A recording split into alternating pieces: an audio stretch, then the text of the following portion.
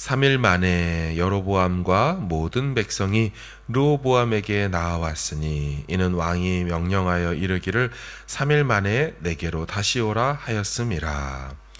왕이 포악한 말로 백성에게 대답할세 노인의 자문을 버리고 어린 사람들의 자문을 따라 그들에게 말하여 이르되 내 아버지는 너희의 멍에를 무겁게 하였으나 나는 너희의 멍에를 더욱 무겁게 할지라.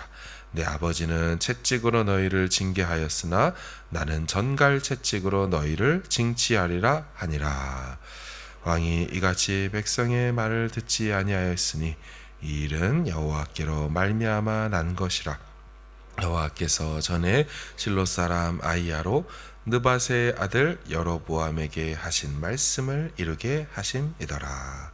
온 이스라엘이 자기들의 말을 왕이 듣지 아니함을 보고 왕에게 대답하여 이르되 우리가 다윗과 무슨 관계가 있느냐? 이새의 아들에게서 받을 유산이 없도다. 이스라엘아 너희의 장막으로 돌아가라.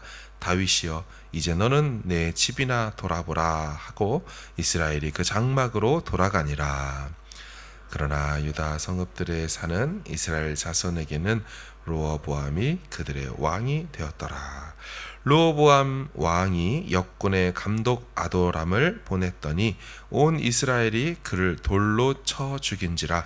르호보암 왕이 급히 수레에 올라 예루살렘으로 도망하였더라. 이에 이스라엘이 다윗의 집을 배반하여 오늘까지 이르렀더라. 온 이스라엘이 여로보암이 돌아왔다 함을 듣고 사람을 보내 그를 공회로 청하여 온 이스라엘의 왕으로 삼았으니 유다 지파 외에는 다윗의 집을 따르는 자가 없으니라. 르호보암이 예루살렘에 이르러 온 족속과 베냐민 지파를 모으니 택한 용사가 18만 명이라. 이스라엘 족속과 싸워 나라를 회복하여 솔로몬의 아들 르호보암에게 돌리려 하더니 하나님의 말씀이 하나님의 사람 스마야에게 임하여 이르시되 솔로몬의 아들 유다 왕 르호보암과 유다와 베냐민 온 족속과 또 남은 백성에게 말하여 이르기를 같이 읽습니다. 여호와의 말씀이 너희는 올라가지 말라. 너희 형제 이스라엘 자손과 싸우지 말고 각기 집으로 돌아가라. 이 일이 나로 말미암아 난 것이라 하셨다 하라 하신지라.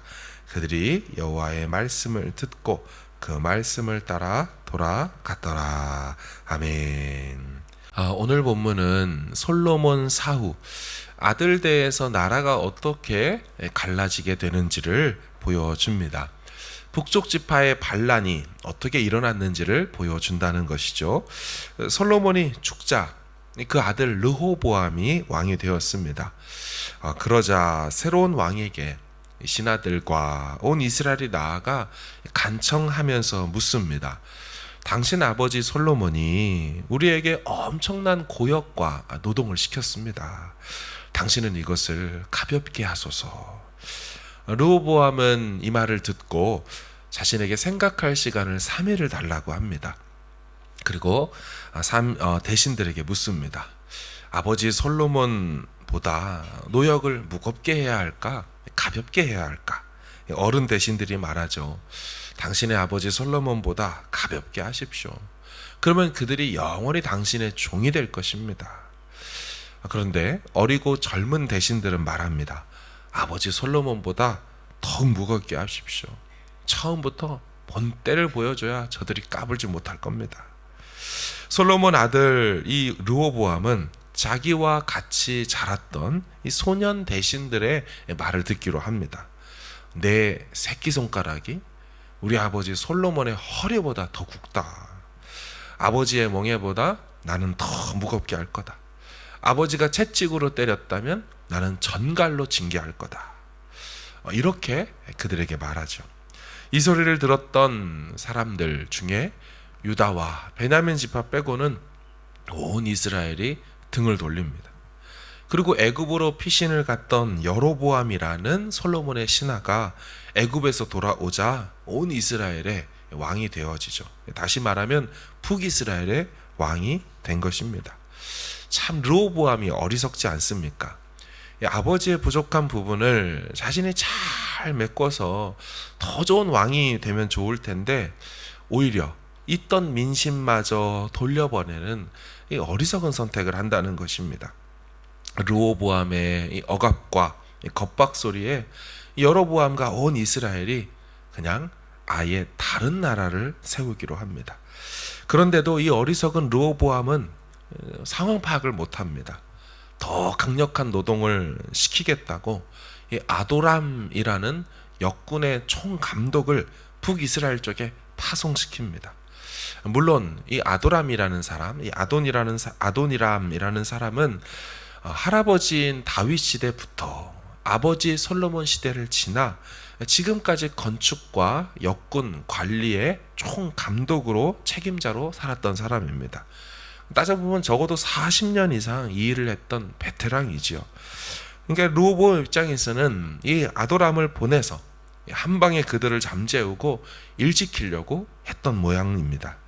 근데 이게 웬일입니까? 더한 노동을 시키러 왔던 이 총감독 아도람을 보자 온 이스라엘이 둘러싸 돌로 쳐 죽여버립니다. 자, 이 아도람이 돌에 맞아 죽었다는 소식을 듣자 왕이 된 이 르호보암이 깜짝 놀라서 수레를 타고 도망갑니다. 당시 상황 파악을 이 르호보암이 얼마나 하고 있지 못한지를 보여주는 장면이지요.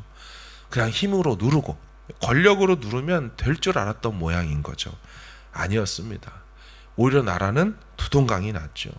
자신은 죽음의 위협을 느껴서 도망치게 되었습니다. 그리고 이 시간 이후로 영원히 이 두 나라는 갈라지게 된 것이죠. 참으로 정상적이지도 않고 참 어리석고 이 바보 같은 생각과 이 판단과 실행을 보게 됩니다. 한 나라의 위정자가 이렇도록 어리석을 수 있을까? 이걸 나라를 위한다고, 백성을 위한다고 내릴 수 있는 결정인가? 이런 생각이 듭니다. 그런데요, 성경은요, 이와 같은 일들이 단순히 르호보암이 어리석은 자라서 이렇게 일이 되어진 것이 아니라고 설명합니다. 그의 어리석은 생각과 판단과 결정 뒤에는 하나님이 하셨던 심판적 예언, 그것이 있었기 때문이고 그로 인한 결과라고 말을 해주죠. 15절을 보시면요, 왕이 이같이 백성의 말을 듣지 아니하였으니 이 일은 여호와께로 말미암아 난 것이라. 여호와께서 전에 실로 사람 아히야로 느밧의 아들 여로보암에게 하신 말씀을 이루게 하심이더라. 아멘. 그러니까 이런 결정과 결말은 여호와께로 말미암아 난 것이라는 거죠. 전에 실로 사람 아히야로 여로보암이라는 그 사람에게 하신 말씀을 이루어지게 되는 것, 그게 오늘의 사건들이라는 겁니다. 아히야라는 선지자가요, 이 여로보암에게 어떤 말을 어떤 배경 속에서 했습니까? 앞장인 11장을 보시면 솔로몬이라는 이 사람이 마음을 돌려 여호와를 떠났다라고 나옵니다. 그래서 하나님이 그에게 진노하십니다.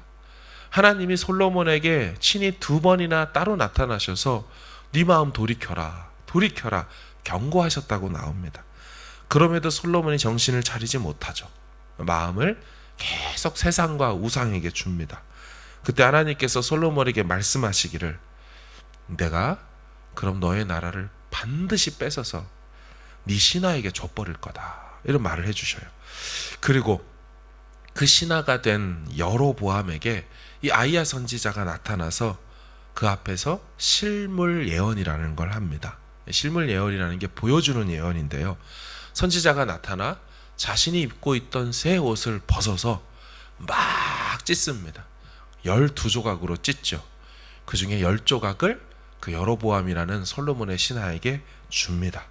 그러면서 하는 말이, 하나님 여호와의 말씀에 이 이스라엘을 다 찢어서 솔로몬에게서 뺏어서 너에게 10지파를 줄 것이다.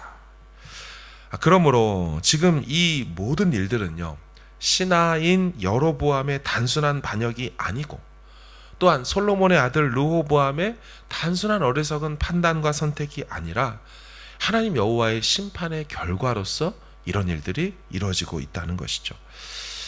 본문을 묵상하면서 드는 마음이 있습니다.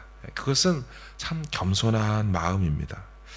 르호보암을 생각해 보면 솔로몬이 아내가 1000명이었는데 얼마나 많은 자식들이 있었겠습니까? 이 솔로몬의 나라를 자신만 받은 거죠. 자신이 색함을 받은 겁니다.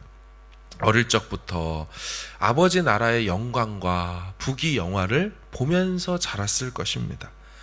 그 멋진 나라를 자신이 그대로 물려받았죠. 왜 르호보암이라고 나라를 제대로 다스리고 싶어 하지 않았겠습니까? 당연히 잘 다스리고 싶었을 겁니다. 그러나 노련하고 연세 있는 대신들의 말이 들리지가 않는 거죠. 그리고 어리석은 어릴 적 친구들의 소리만 들리는 겁니다. 온 이스라엘이 모여서 잘 결정하시라고 마지막 기회를 주었는데도 상황 파악이 되지 않았던 것입니다. 그러고는 기껏 한다는 것이 아도람을 보내서 노역을 시키려고 하다가 그 아도람마저도 잃어버렸습니다. 자신의 입장에서는 최선이라고 다 해봤지만 정작 결말은 나라가 갈라졌습니다. 결국 하나님 뜻대로 되었죠. 자신의 뜻대로 될 것처럼 생각했겠지만 결국은 하나님의 뜻대로 돼버렸습니다. 이런 대목에서 우리 인간이 겸손할 수밖에 없는 것 같습니다. 내 뜻과 판단이 가장 지혜롭고 시적절하고 명석한 판단인 것처럼 보이지만 사실은 내 뜻대로 결정할 것이 아니죠. 하나님의 뜻을 찾고 그 뜻에 따르는 것이 사실은 나라를 살리는 길이고 우리 인생들이 사는 길인 것이죠. 여러분, 우리가 기도하는 이유가 무엇일까요? 우리는 하나님께 내 뜻을 관철시키기 위해서 기도하러 나오지 않았습니다.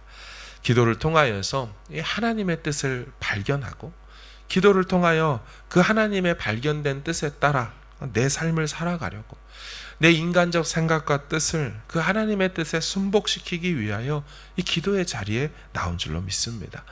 왜 이렇게 해야 합니까? 결국 사람의 뜻이 아니라 하나님의 뜻만 서고 하나님의 하신 말씀만 이루어지기 때문이죠. 나의 원대로 마옵시고 아버지의 원대로 되기를 원합니다. 이 고백을 하기 위해 예수님이 겟세마네 동산에 올랐다고 볼 수 있죠. 이게 예수님의 기도였습니다. 오늘 본문 21절 이하에요. 한 명의 선지자가 더 나옵니다. 이렇게 나라가 두동강이 나자 저 정신을 못 차리는 르호보암이 이제는 전쟁하겠다고 온 이스라엘 10개 지파와 싸움하겠다고 용사를 불러 모읍니다. 21절을 보시면 유다 온 족속과 베냐민 지파를 모으니 용사가 18만 명이 모였다라고 합니다. 이제 이들로 올라가서 싸워서 원래대로 나라를 돌려놓겠다라고 헛된 생각을 또 합니다. 그런데 그때 하나님의 말씀이 하나님의 사람 스마야에게 임합니다. 그 스마야가 르호보암에게 가서 전합니다. 24절인데요. 여호와의 말씀이 너희는 올라가지 말라. 너의 형제 이스라엘 자손과 싸우지 말라. 각기 집으로 돌아가라. 이 일이 나로 말미암아 난 것이라 하셨다 하라 하신지라. 무슨 말입니까? 형제랑 싸우지 말고 집으로 돌아가라. 지금 이렇게 된 거 여호와께로 말미암아 된 거다. 자, 이 말을 들은 르호보암 어떻게 해야 할까요? 또 무시하고 전쟁하러 18만 명 데리고 올라가야 될까요? 만약 그렇게 전쟁하러 갔다면 엄청난 병력 손실만 있었을 겁니다. 다행히도 그가 이 하나님의 사람의 말을 듣습니다. 성경에 보면 그들이 여호와의 말씀을 듣고 말씀을 따라 돌아갔더라. 결국 문제가 더 커지지 않고 잠재워지게 됩니다. 사랑하는 여러분, 아무리 호기롭고 막 이제 왕이 돼서 야심차고 자신만만하게 뭔가를 하려고 해도 하나님의 말씀에 인도하심이 없으면 그 일은 이루어지지 않죠. 결말도 좋지 못합니다. 하지만 아무리 시작이 좀 미약하고 과정이 험난하고 어려움이 많을지라도 하나님 여호와의 인도하심을 묻고 또 찾으며 그 가운데서 발견하고 또 의지하고 순종하며 나아간다면 결국 그 일은 이루어지고 선한 결말로 인도되는 것이죠. 우리의 말씀 묵상이 이를 위한 시간이 아니겠습니까? 우리의 기도하는 시간이 이 과정을 위한 시간이 아니겠습니까? 오늘도 우리 안에 충만히 임하신 성령의 인도하심을 따라서 그 세미한 음성을 듣는 우리 모두 되기를 바랍니다. 확신하고 또 의지하고 또 믿음으로 하나님 인도하심을 따라서 이 하루를 걷는 우리 모두 되기를 주의 이름으로 축원합니다. 아멘. 주의 나